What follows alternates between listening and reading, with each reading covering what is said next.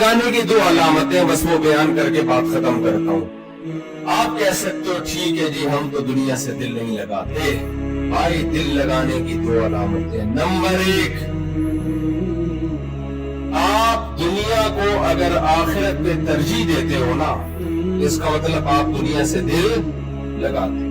بعض مواقع ایسے آئیں گے، ایک طرف اللہ رسول کا حکم ہوگا، ایک طرف دنیا ہوگی. جماعت کی نماز ہے اور کسٹمر دکان پہ کھڑے ہوئے، اللہ کہہ رہے مسجد میں آؤ، کسٹمر کہہ رہے سودا دو، اور آپ کسٹمر کو چھوڑ کے مسجد میں آ جاؤ، تو اس کا مطلب آپ نے دنیا سے دل نہیں لگایا. اور اگر آپ نے کہا نہیں یار پیسہ جماعت چھوڑ دو، بعض لوگ اکٹھی 5 نمازیں رات کو پڑھ رہے ہوتے ہیں بیٹھ، تو اس کا مطلب آپ نے آخرت ضائع کر دی اور دنیا سے آپ نے دل لگا لی. یہ ایک علامت ہے دل لگانے کی. دوسری علامت، چھن جانے پہ غم کتنا ہوتا ہے. تھوڑا بہت غم ہر ایک کو ہوتا ہے. بزنس کلاس سے اترتے ہوئے بھی تھوڑا سا غم ہو رہا ہو. مجھے امریکہ ہمارے دوستوں نے بلایا، بزنس کلاس کا ٹکٹ دیا. وہ عرب کی ایک ایئر لائن ہے، میں نام نہیں لوں گا ورنہ لوگ سمجھیں گے کسی کمپنی کو پروموٹ کرنا چاہ رہا ہوں. میں اس کا بزنس کلاس ایسا کہ ہوش اڑ جائے یار، اتنے خوبصورت بزنس کلاس. میں جب گیا تو واقعی میرا دل نہیں کر رہا تھا اترنے کا. حالانکہ امریکہ، پاکستان سے امریکہ کتنی لمبی فلائٹ ہے، کتنی لمبی، اتنا مزہ آیا اس میں، ایسے مزے سے سب چیزیں آ رہی ہیں، جو ہے وہ پانی بھی آ رہا ہے، چائے بھی کراچی والی چائے مل رہی ہے، اور دال چاول مچھلی فلانا، اور ایٹیٹیوڈ کتنا اچھا، اور اپنا الگ سیپریٹ روم، آرام سے لیٹے ہوئے، جب چاہیں بیٹھے ہوئے، جب چاہیں لیپ ٹاپ کھول کے پڑھ لیں، کچھ مطالعہ کر لیں کتاب کھول کے. اتنا سکون سے. پھر نیند ایسی گہری. جب میں اترا میں نے کہا کاش ابھی امریکہ نہ آتا، یہ جہاز دنیا کے 3 چکر لگا کے امریکہ پہنچتا. دل تو لگتا ہے بھائی، لیکن کیا مطلب. جو امریکہ ہمارے دوست مجھے لینے کے لیے آئے ہوئے تھے کہ میں روتا ہوا آ رہا تھا ان کے پاس، ہائے ہائے کیا چھن گیا مجھ سے، وہ رائتا کہاں ملے گا، وہ روح کہاں ملے گا، وہ سکون کہاں ملے گا. نہیں بھائی، پہلے سے مائنڈ میں تھا کہ یہاں سے جانا ہے. تو دنیا چھننے سے کچھ نہ کچھ غم ہر انسان کو ہوتا ہے، لیکن وہ لمٹ میں ہونا چاہیے. ڈپریشن میں چلے جانا، خودکشیوں کی طرف چلے جانا، پاگلوں جیسی باتیں کر لینا، ہم غریب ہیں، ہائے ہائے ہمارا کیا ہوگا. اور آپ تو ویسے غریب ہے بھی نہیں، بنگلہ دیش تو ماشاءاللہ کافی اکنامکلی ترقی کر رہا ہے. لیکن امیر ہو یا غریب ہو، دنیا سے دل لگانے کے لیے. تو جب دنیا اور آخرت ٹکرائیں گے، ترجیح کس کو دینی ہے؟ آخرت. بس اس کی چند مثالیں دے کر واقعی میں بیان ختم کرتا ہوں، کیونکہ مثالیں نہیں دوں گا تو پھر بات سمجھ میں نہیں آئے گی. پہلی مثال نماز. نماز کے لیے آؤ گے، شیطان کھینچے گا آپ کو، دل کھینچے گا آپ کو، دکان کھینچے گی. آپ نے دنیا کو لات مارنی ہے اور نماز قائم کریں گے کہ نہیں کریں گے؟ نمبر 2، خواتین بھی بیان سن رہی ہیں. دل آج کل کسی کا نہیں کرتا عورت کا پردہ کرنے. پہلے زمانے میں جو عورت پردہ نہیں کرتی تھی، لوگ عزت کی نگاہ سے دیکھتے ہی نہیں تھے. اب جو پردہ نہیں کرتی، لوگ کہتے ہیں لگتا ہے کسی ایجوکیٹڈ فیملی سے ان کا تعلق، پڑھی لکھی خواتین. جتنی دولت آئے گی، کپڑوں کا سائز اتنا ہی چھوٹا. آج مالدار عورت کے کپڑوں پہ پیسہ تو لگ رہا ہے، کپڑا نہیں لگ رہا. ایسا ہی ہے نا؟ مالدار عورت کے لباس پہ پیسہ لگ رہا ہے، کپڑا نہیں لگ رہا. تو پہلے زمانے میں جو عورت پردہ نہیں کرتی تھی، عزت نہیں ہوتی تھی اس کی. اب زیادہ عزت اس کی ایجوکیٹڈ ہے، پڑھی لکھی ہے، پول ہے، وغیرہ وغیرہ. آج عورت اگر پردہ کرے تو کس کے حکم پہ کرے گی؟ اللہ. دنیا کو لاکھ مار. اور میرے بھائی بہت معذرت کے ساتھ عورت پہ چچا زاد بھائی سے پردہ بھی فرض ہے. دیور سے پردہ بھی, دیور شوہر کا چھوٹا بھائی اور شوہر کا بڑا بھائی جیٹھ, ان سے بھی عورت پہ پردہ فرض ہے. تو اب دنیا اور آخرت جب ٹکرا رہے ہیں تو ہماری مسلمان عورتوں نے کس کو ترجیح دینی ہے؟ اللہ کے حکم کو ترجیح دینی ہے. ہاں جوائنٹ فیملی میں اس طرح پردہ نہیں ہوتا جیسے باہر, بس اتنا کافی ہے کہ سر پہ چادر رکھیں, جیٹھ یا دیور کا گزر ہو تو پردہ تھوڑا سا آگے کر لیا, اس کے سامنے بیٹھ کے گپے نہ مارے اس سے. سالی کا بہنوئی سے پردہ بولو فرض ہے.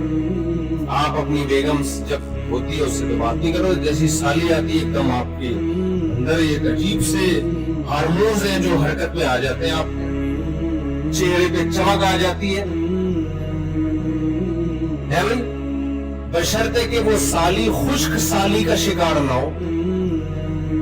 خشک سالی کہتے ہیں قحط کو, بعض سالی ایسی ہوتی ہیں قحط زدہ ہوتی ہیں, لیکن اگر تھوڑی سی بھی وہ خوبصورت ہے تو بیگم کو چھوڑ کے کدھر بھاگ رہا ہوتا ہے بھائی. یہ کس غیر مسلم گھروں میں ہو سکتا ہے, ہم مسلم ہیں, اللہ نے ہمارے لیے ہماری بیوی کو بنایا ہے, ہماری سالی کو نہیں بنایا. تو جس نیت سے سالے کو دیکھتے ہو نا, سالہ کہیں کا, اسی نیت سے کس کو دیکھا کرو, سالی کے.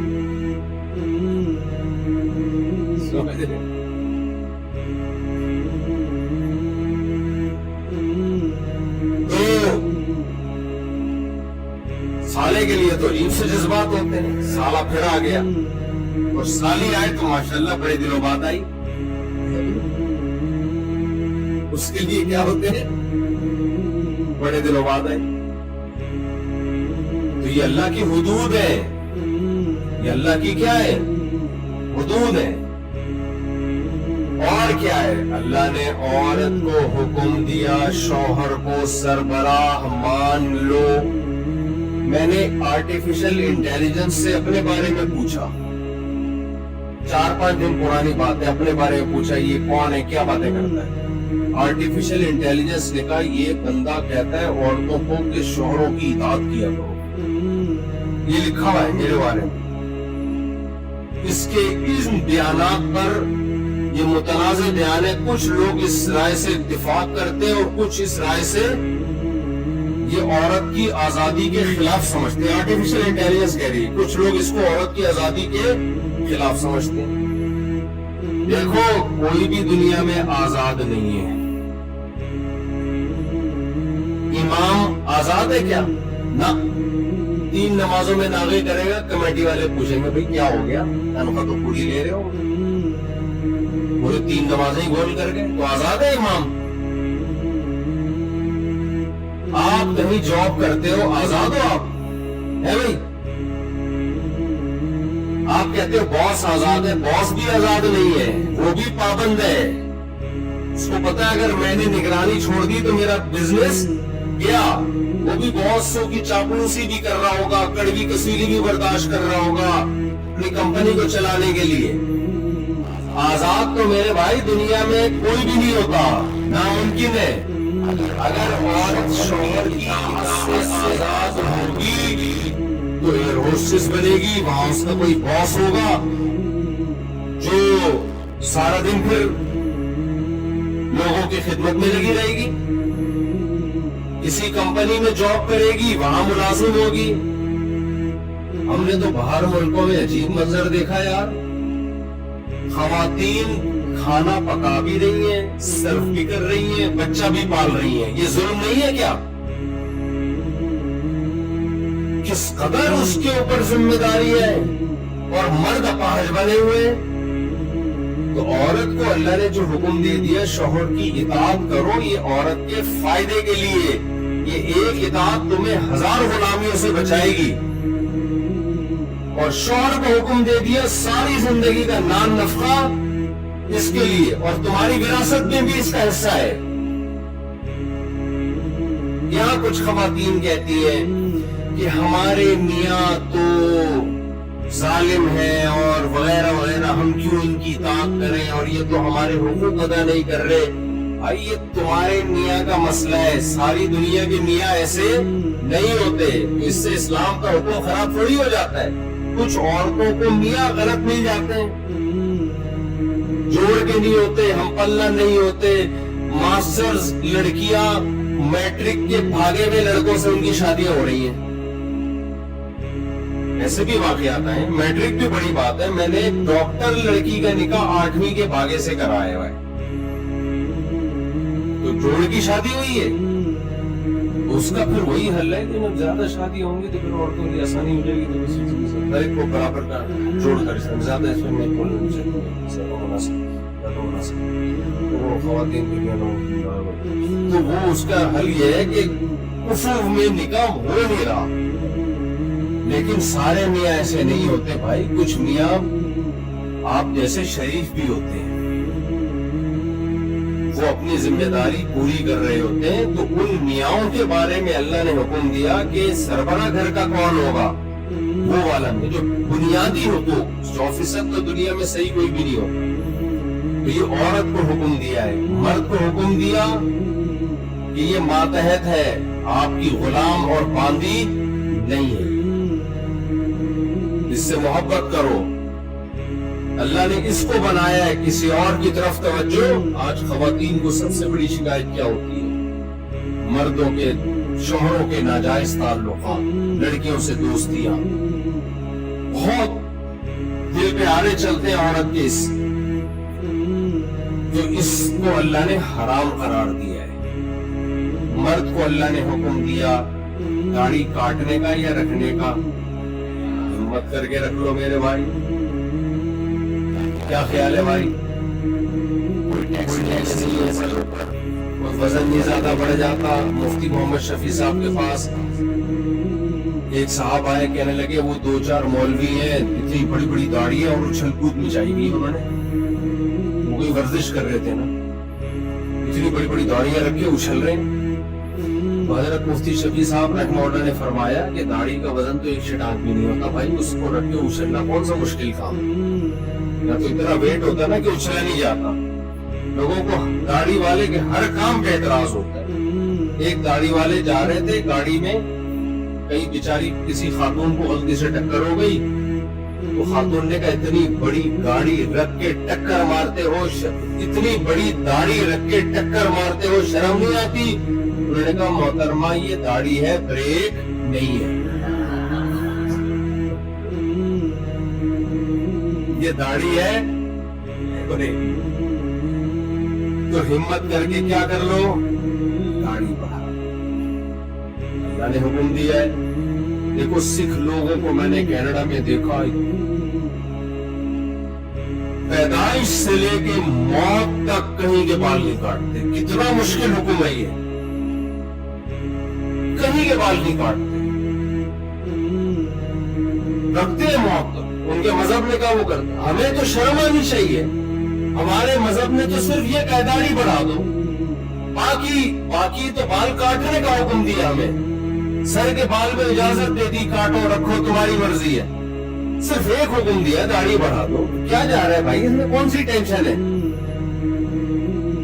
تو ہمت کر کے رکھ لو، یہ ہلکا حکم نہیں ہے، اب پیغمبر کا آرڈر ہے یہ۔ اور اللہ نے ہمیں حکم دیا سود مت کھاؤ، اللہ نے ہمیں حکم دیا چوری مت کرو، اللہ نے ہمیں حکم دیا معاہدوں کی پابندی کرو، جھوٹ مت بولو۔ یہ بہت سارے احکام ہیں، میں نے تو موٹے موٹے۔ اور ایک آخری حکم جس میں آج نوجوان بہت مبتلا ہے، بے حیائی۔ اللہ نے ہمارے لیے عورت کے پاس جانے کے لیے نکاح کے علاوہ کوئی اور راستہ نہیں رکھا۔ فحش فلمیں دیکھ کے اپنی خواہش پوری کرنا، لڑکیوں سے دوستیاں لگانا، نائٹ کلبوں میں جانا، ڈانس پارٹیوں میں جانا، کسی بھی طرح سے عورت سے ریلیشن قائم کرو گے، دنیا کی تھوڑی دیر کی لذت مل جائے گی، آخرت آپ سے ہمیشہ کے لیے روٹھ جائے گی۔ مسلمان عفیف اور پاک دامن ہوتا ہے، اپنا دامن غیر عورتوں سے داغدار نہیں کرتا۔ تو اللہ تعالیٰ سے دعا ہے جو کچھ کہا اللہ مجھے بھی آپ سب کو اس پر عمل کی توفیق عطا فرمائے، جو کمی کوتاہیاں ہو گئی اللہ تعالیٰ معاف۔ آپ لوگ مسافر کے لیے آگے نہ بڑھے، رش بہت زیادہ ہے، نکلنے میں بہت مشکل ہوگی، تو اس لیے بہتر یہی ہوتا ہے کہ نہ خود تکلیف میں آئے نہ دوسروں کو تکلیف دے۔ دعا میں نے کر لی ہے، پھر کبھی ہاتھ اٹھا کے بھی دعا مانگ لوں گا۔ اللہ سب کو دنیا اور آخرت کی برکتیں دے، ہر طرح کی پریشانیوں سے غموں سے اللہ